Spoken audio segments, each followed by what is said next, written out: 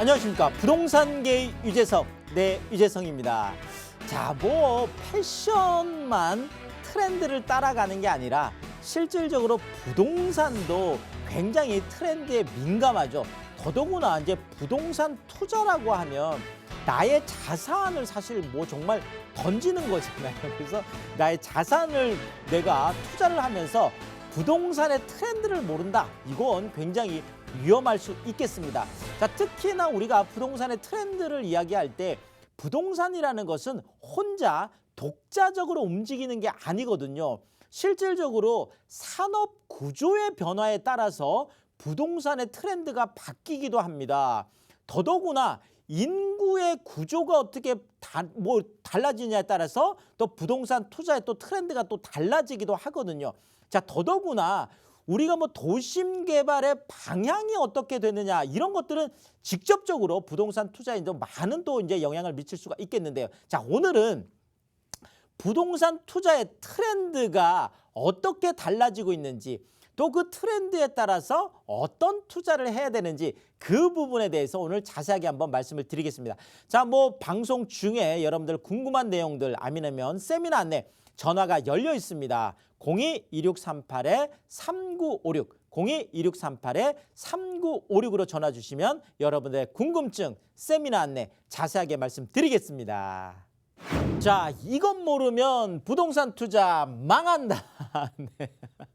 자, 우리가 성공하는 부동산 투자를 하려면 망하지 않는 게 중요하겠죠. 묻지마 투자는 가라. 네, 이제는 묻지 말고 그냥 무조건 투자하는 건 절대 안 되거든요.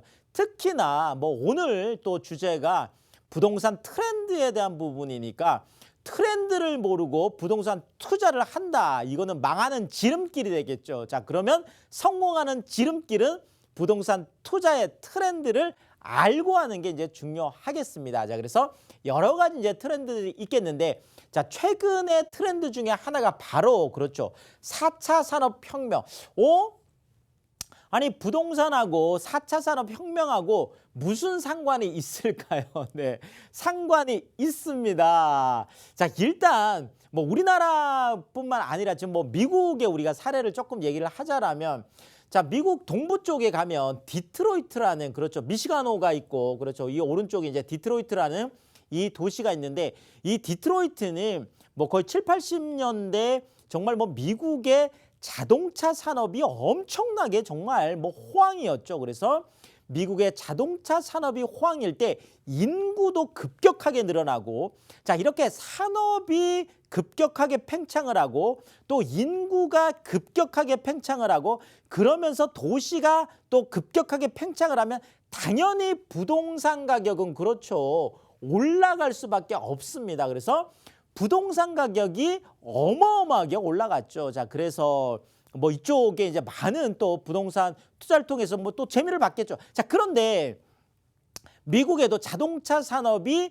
하향으로 꺾이기 시작하죠. 8, 90년대 이제 들어서면서, 자, 그러면서 2000년대 들어서 미국의 자동차 산업이 엄청난 타격을 받으면서 정말 실질적으로 이때 디트로이트 시 자체가 디폴트 파산을 할 정도로 그만큼 도시 전체가 어려워졌습니다. 정말 하향이 된 거죠. 자, 그러면 이렇게 산업이 붕괴가 되고 인구가 일자리가 없어지는 거죠. 인구가 빠져나가게 되면 당연히 도시가 축소가 되고 그러면서 부동산 가격이 엄청나게 하락을 했는데 이때 정말 우리 많은 그 유명 핸드백들 있잖아요. 그런 것들이 한 6, 700만 원 한다 그러면 집값이 핸드백 하나 정도, 유명 브랜드의 핸드백 하나 정도 될 정도로 굉장히 많이 떨어진 이런 것들을 직접 경험을 했고요.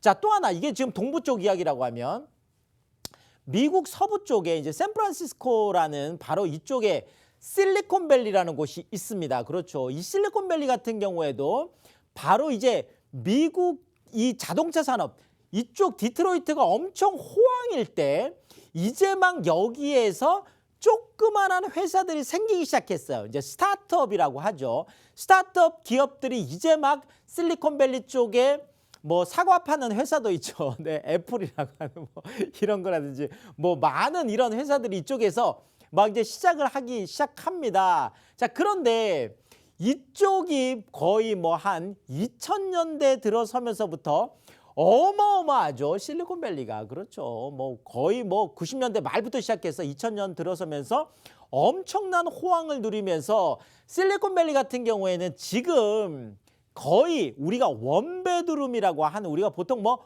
원룸이다, 뭐 1.5룸이다라고 하는 이런 원베드룸의 그런, 뭐 우리나라로 치면 뭐 오피스텔 같은 그런 거겠죠. 그게 월세가 400에서 500만 원까지 가게 되는. 그래서 뭐 최근에 보니까 그 애플에 있는 한 직원이 연봉이 엔지니어인데 1억이 넘어요. 자, 그럼에도 불구하고 뭐 월세가 이제 너무 이제 비싸다 보니까 보통 뭐 미국 같은 경우에 1억 정도 연봉을 받으면 거의 한 36%, 거의 40% 가까운 세금을 내죠. 그러면 한 1년에 6천만 원이면 한 달에 한 500만 원을 쓸 수 있는, 이걸 우리가 보통 가처분 소득이다 이렇게 얘기하는데, 이 500만 원 가처분 소득 중에서 월세를 400에서 500만 원 내면 쓸 돈이 없죠.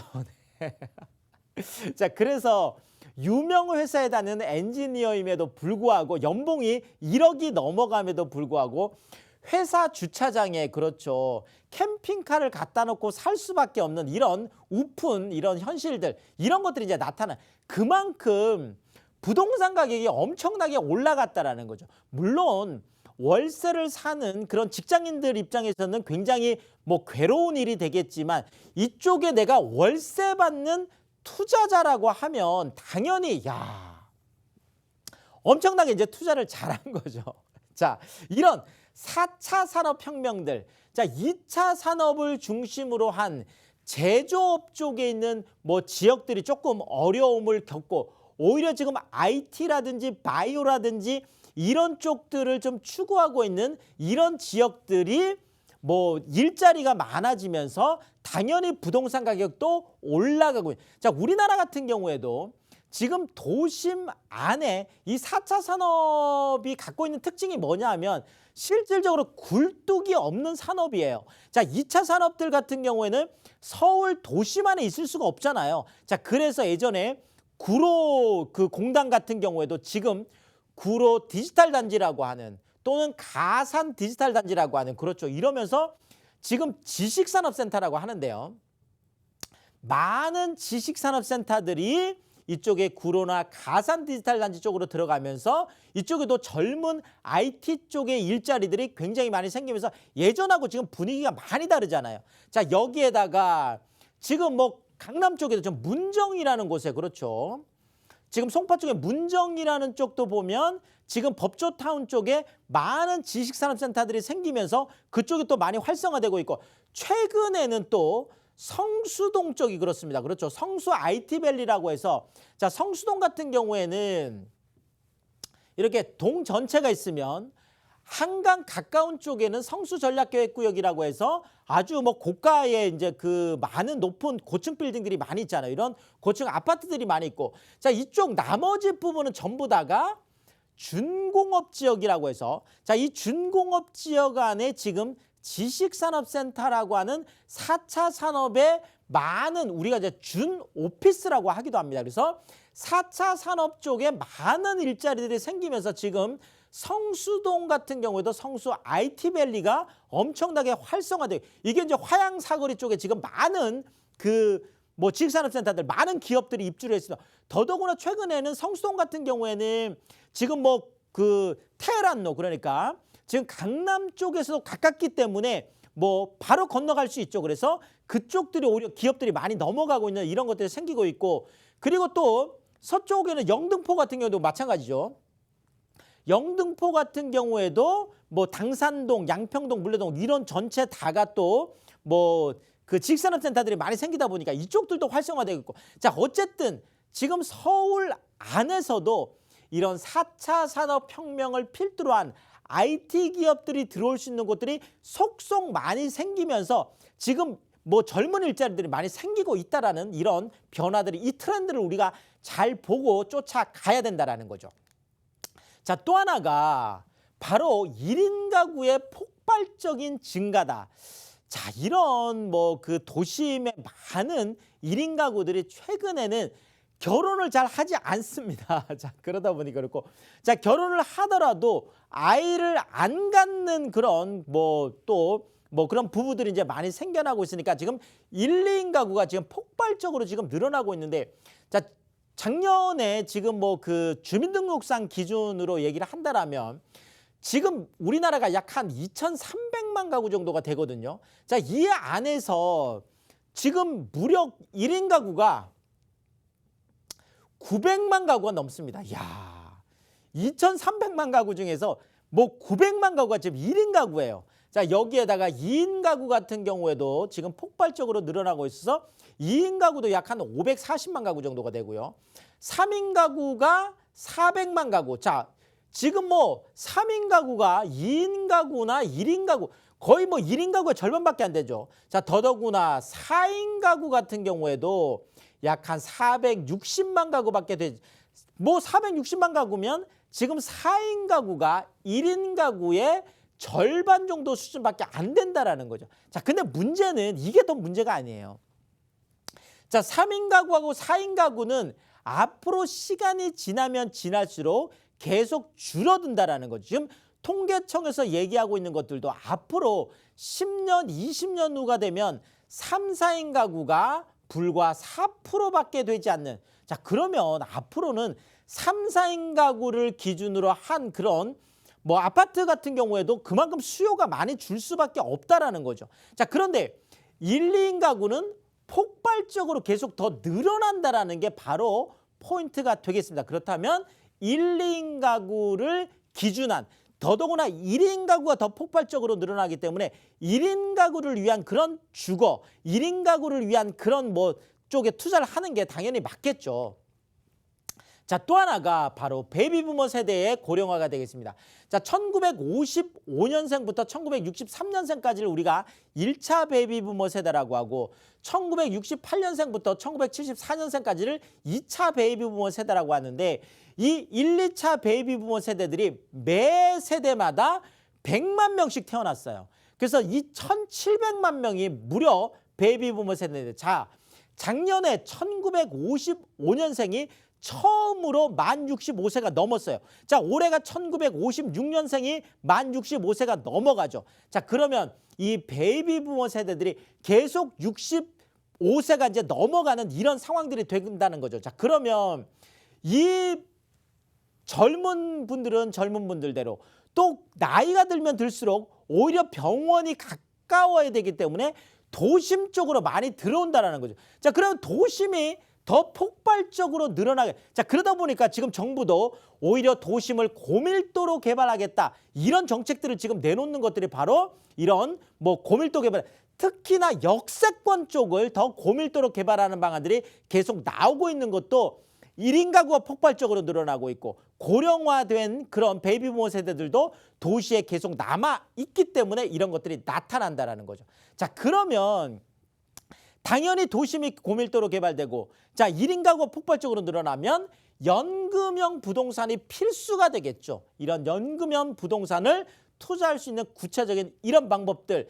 자, 제가 이 짧은 방송 중에 다 말씀드리긴 어렵습니다. 그래서 세미나를 오시면 제가 서울 안에서, 그것도 중심권 안에, 그것도 역세권 안에서도 매월 꼬박꼬박 월급처럼 받을 수 있는, 그렇죠, 그런 연금형 부동산을 투자할 수 있는 방법들, 또 내 집 마련하는 것들, 그렇죠. 지금 또 다주택자들의 고민, 또 1인 내 집 마련하는 이런 고민들 다 말씀드리고, 세미나 오시면 제가 1시간 반, 2시간 동안 충분히 말씀을 드리고 끝나고 나서는 또 1대1로 개인 상담까지 다 해드리고 있습니다. 전화가 열려 있습니다. 02-2638-3956. 방송이 끝나고도 전화가 열려 있으니까 02-2638-3956으로 신청하시고 성공 투자하시면 좋겠습니다. 자, 요즘 정말 아파트 정말 올라도 우리가 정말 너무 올랐다 이런 얘기들 많이 하잖아요. 자, 그러다 보니까 많은 분들이 이제 아파트를 이제 선호해서 이제 하고 싶어 하는데, 지금 그 서울 쪽에 하위 20%도 지금 5억을 이미 넘어섰습니다. 사실 5억, 6억이라는 금액이 실제로 이제 직장인들이 내가 뭐 이렇게 계속 저축을 해서 만약에 모은다라고 하면은 그렇죠. 사실 뭐 5억이라는 게 지금 최저의 지금 평균 금액임에도 불구하고 내가 연봉이 6천만 원이 된다고 해도 실질적으로 6천만 원 내가 연봉인데 1년에 2천만 원 모으기가 엄청나게 어렵습니다. 그렇죠. 자, 그렇지만 뭐 내가 그 어려운 일을 해내서 매년 2천만 원씩을 저축한다고 해도 내가 저축으로만 서울에 있는 하위 평균 가장 낮은 쪽에 있는 아파트를 산다고 해도 그렇죠. 5억이면은요. 무려 25년을 저축을 해야 됩니다. 자, 그러면 내가 30살부터 저축을 하면 최하위 아파트를 구입하는 것도 25년이면 무려 55세가 넘어야 이제 할 수 있는 게 아무래도 그렇죠. 자, 그러니까 우리가 이렇게 너무 멀게만 생각하다 보면 사실 실질적으로 내가 투자하기가 어렵고, 자, 더더구나 지금 뭐 이렇게 뭐 내 집 마련을 하는 분들뿐만 아니라 내가 투자를 하는 경우에도 지금 내가 아파트 한 채가 있으면서 또 아파트 한 채를 구입해서 하기에는 그렇죠. 이 아파트 가격이 많이 올랐다고 하더라도 지금 2주택자, 3주택자 같은 경우에는 지금 뭐 취득세도 뭐 12% 하겠다. 뭐 보유세도 지금 많이 올라가고 양도세 같은 경우는 최대 뭐 거의 한 82%까지 되다 보니까 실질적으로 내가 아파트 한 채 가지고 있으면서 아파트 투자하기가 어렵습니다. 자, 그래서 지금 우리가 좀 틈새 투자다라고 생각할 수 있는 게 바로 아파트하고 똑같은 구조. 더더구나 지금 1, 2인 가구가 엄청나게 늘어나고 있잖아요. 특히나 1인 가구가 많이 늘어나고 있는 1인 가구를 위한 아파트. 그렇죠. 아파트하고 똑같은 구조로 되어 있잖아요. 그래서 우리가 이걸 보고 아파트 같은 구조의 오피스텔이다라고 해서 아파텔이라는 얘기를 많이 하죠. 예, 그래서 1인 가구를 위한 이런 아파트, 이런 아파텔 투자, 이런 것들이 내 집 마련을 하는 경우에도 굉장히 유리할 수가 있겠고, 더더구나 투자를 하는 경우에는 요즘 또 많은 연금형, 월급처럼 받는 이런 뭐 내가 있었으면 근데 상가 같은 경우에는 조금 위험하기도 하잖아요. 나중에 공실이 나거나 했을 때. 그래서 공실 걱정 없이 투자할 수 있는 그런 뭐 아파트 주거용 상품이 되겠죠. 그래서 이런 부분들을 우리가 자세히 한번 살펴보고 싶은데, 자, 이런 아파트 같은 구조의 오피스텔, 그래서 아파텔 투자도 가장 중요한 거는 역세권 투자죠. 그래서 역세권을 뭐 벗어나서 얘기할 수가 없으니까요. 그래서 뭐 가장 중요한 거는 우리가 뭐 어떤 경우에도 그렇죠. 지하철역을 벗어날 수는 없죠. 자, 지하철역 중에서도 자, 2호선과 7호선 건대 입구역 쪽이 되겠는데요. 자, 일단 우리가 부동산의 황금 라인이다 그러면 2호선, 그렇죠. 그다음에 7호선, 9호선 이렇게 세 개를 얘기하죠. 자, 근데 왜 2호선, 7호선, 9호선이냐? 다른 것들도 많은데. 자, 2호선과 7호선과 9호선이 강남을 지나가기 때문에 그렇습니다. 그래서 2호선과 7호선 두 개, 강남을 지나가는 두 개 노선이 건대 입구역에 이제 서게 되죠. 자, 그다음에 어린이대공원역 같은 경우에도 7호선인데, 자, 건대 입구역과 어린이대공원역 두 개를 다 이용할 수 있는, 그러니까 건대 입구역과 어린이대공원 이 딱 사이, 그것도 대로변의 입지에 있는 바로 그런 주거용 오피스텔, 아파텔이라는 거 다시 한번 강조를 드리겠고, 자, 더블 역세권, 지하철역이 뭐 하나만 있어도 좋은데 두 개를 이용할 수 있고, 뭐 지하철 노선 같은 경우에도 하나만 해도 좋은데 두 개를 이용할 수, 그것도 또 황금 노선이라는 거죠. 자, 여기에다가 지금 건대 쪽에 뭐 정말 젊은이들의 핫플레이스라고 하잖아요. 정말 건대에 많은 그런 상권, 생활 인프라가 잘 갖춰져 있습니다. 자, 여기에다가 성수 IT 경제 특구라고 해서 지금 성수동 쪽에 많은 지식산업센터들이 생기면서 거기에 또 그렇죠. 젊은 1인 가구들이 뭐 IT 그런 일자리들이 많이 생기니까 그렇죠. 자, 이렇게 해서 건대 인프라에다가 성수 IT 경제 특구까지 갖춘 그런 미래 가치를 보고 투자를 하시면 좋을 것 같고, 자, 가장 중요한 게 강남권하고 어떻게 직접 연결되느냐인데요. 그렇죠. 지금 2호선과 7호선을 통해서 그대로 연결이 되는데, 더더구나 이제 국제교류 복합지구 수혜 지역이 되겠죠. 지도를 보면 조금 이해가 빠르시겠죠. 자, 건대 입구역 우리가 알고 있듯이 2호선과 7호선 더블 역세권이 되겠습니다. 자, 7호선 뭐 쭉 바로 가죠. 뭐 한정거장이면 뚝섬 유원지고 바로 강남 쪽으로 넘어가는데, 지금 강남 쪽에는 국제기류 복합지구라고 해서 현대 글로벌 비센터라든지 뭐 영동대로 지하공간 통합개발 또 잠실 마이스 산업단지까지 많은 정말 대형 개발 호재들이 이제 앞으로 2023년, 2025년, 2027년까지 이제 완공이 됐을 때 자, 지금 뭐 이런 뭐 삼성역에서 봉우사역이 사이인데요. 자, 삼성동이든 청담동이든 이쪽은 지금 어마어마하게 뭐 비싸죠, 월세가. 자, 그러면 이쪽에 많은 직장인 100만 명이 넘어가는 이런 직장인들이 다 생겼을 때 다 강남 살 수는 없잖아요. 자, 그랬을 때 그래도 월세가 조금 상대적으로 저렴한 그러면서도 생활 인프라가 잘 갖춰진 자, 건대 입구 쪽을 선택할 가능성이 높다라는 거죠. 더더구나 또 2호선 따라서 움직이면 구이자양 재정비 촉진지구 쪽에도 많은 지금 첨단 업무단지들이 지금 생기고 있죠. 자, 여기에다가 동서울 터미널 쪽에도 쌍둥이 빌딩으로 해서 지금 뭐 KTNG하고 신세계가 지금 또 그렇다면 또 대형 유통점들 우리 스타필드 같은 걸 생각할 수 있겠죠. 자, 그러면 또 잠실 쪽으로 해서 또 그대로 연결이 되겠죠. 그리고 바로 옆에 이 화양 사거리 쪽에 성수 IT 경제 특구라고 해서 지금 많은 지금 그렇죠. 지식산업센터들이 지금 들어오고 있습니다. 자, 이 지식산업센터들의 많은 젊은 일자리들이 또 그렇죠. 지금 만약에 내가 주거를 정한다라고 하면 건대 상권, 건대 인프라 쪽으로 많이 모일 가능성이 높겠습니다. 더더구나 어린이대공원 쪽도 있다 보니까 더더구나 건대와 세종대라는 학세권까지 다 갖추고 있는 것들이 조금 정리를 해드리면은요. 자, 건국대 세종대 학세권 어린이대공원과 한강 아주 가깝잖아요. 공세권까지 갖추고 있고 구이자양 재정비 촉진지구라든지 동서울 터미널 현대화 또 뭐 국제기류 복합지구 같은 그런 굵직굵직한 사업들이 주변에서 동시다발적으로 지금 일어나고 있습니다. 자, 그러면서도 방 하나에 거실, 주방, 욕실 그러면서 침실이 또 따로 있는 그렇죠. 자, 이런 것들을 우리가 공간의 혁명이라고 하죠.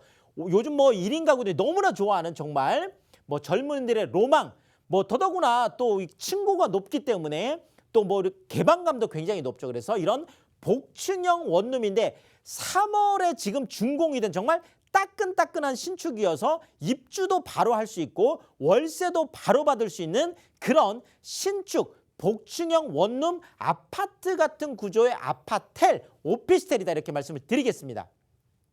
자, 지금 2억 7,300에서 2억 7,800 정도로 분양가가 책정되어 있는데요.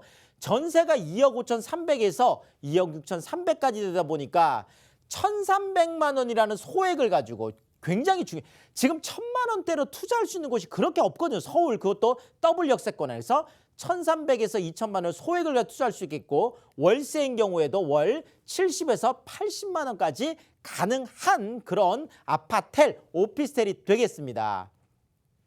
자, 뭐 제가 다 말씀 못 드리는 것들은 세미나 오시면 제가 좀 말씀을 드릴 텐데요.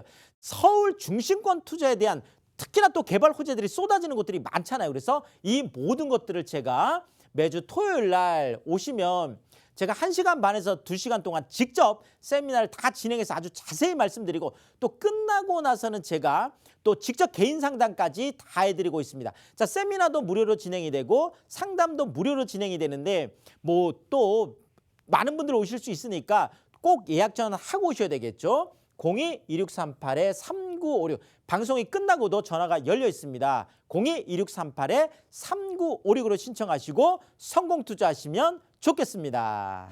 자, 부동산도 사실 유행에 굉장히 민감한 그런 투자 상품이 되겠습니다. 그래서 부동산 투자도 우리가 트렌드를 잘 알고 투자를 해야 되는데 제가 뭐 이렇게 방송 중에 다 말씀 못 드리는 거는 세미나 오시면 제가 1시간 반, 2시간 동안 정말 구체적으로 말씀을 드리고 또 끝나고 나서는 1대1로 개인 상담까지 다 해드리고 있으니까 자, 이런 상황에서 전문가의 좀 도움을 받는 거 추천을 드리도록 하겠습니다.